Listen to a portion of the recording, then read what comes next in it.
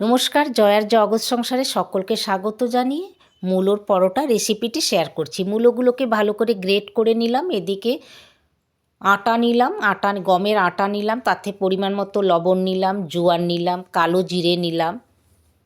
এরপরে একটুখানি হিং নিয়ে নেব। পরিমাণ মতো একটুখানি হিং নিয়ে নিলাম। হিং নেওয়ার পরে এটা শুকনো অবস্থায় এটা সমস্ত এগুলোকে মিশিয়ে দেবো। তারপরে ওপর থেকে কিছু ধনেপাতা কুচি দিয়ে আরেকবার এটা শুকনো অবস্থাতে মেখে নেব।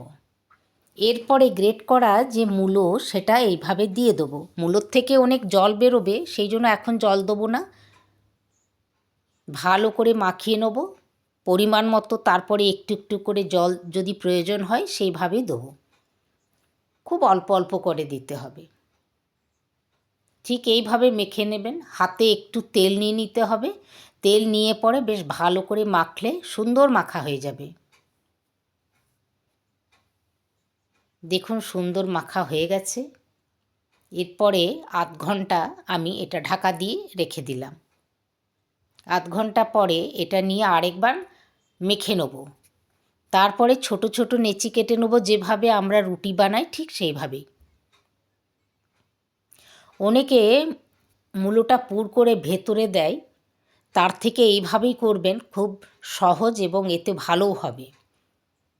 রুটির মতো ধীরে ধীরে এরপরে বেলে নিতে হবে। যেহেতু ভেতরে পুর নেই তাই পুর বেরিয়ে যাওয়ার সম্ভাবনাও নেই।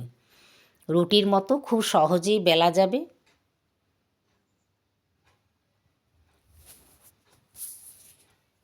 যে কোনো চাটনির সাহায্যে খেতে খুবই ভালো লাগে। এটাতে সবজি খুব একটা দরকার হবে না।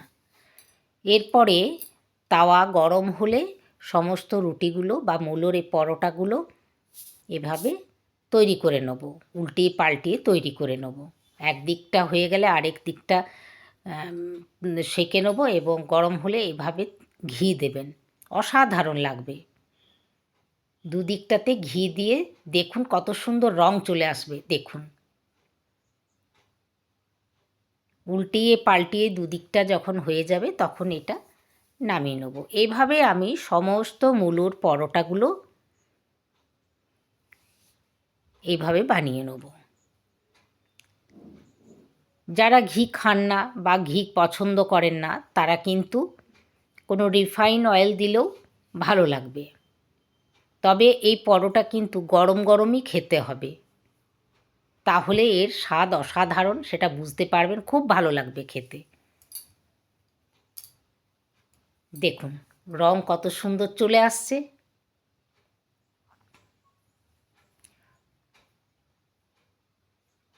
সমস্ত পরোটাগুলো এইভাবে আমি ধীরে ধীরে বানিয়ে নিলাম।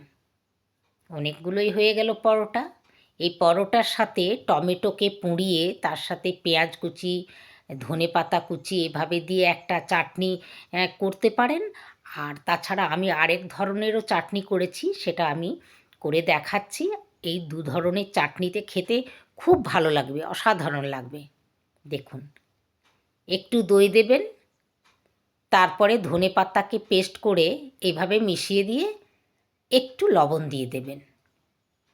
ব্যাস পরিমাণ মতো লবণ দিয়ে দেবেন।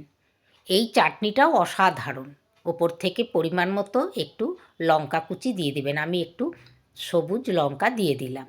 হয়ে গেল আমার মূলোর পরোটা। ভিডিওটি যদি ভালো লাগে অবশ্যই শেয়ার করবেন, সাবস্ক্রাইব করবেন, লাইক করবেন আর আপনার মূল্যবান মতামত জানাবেন।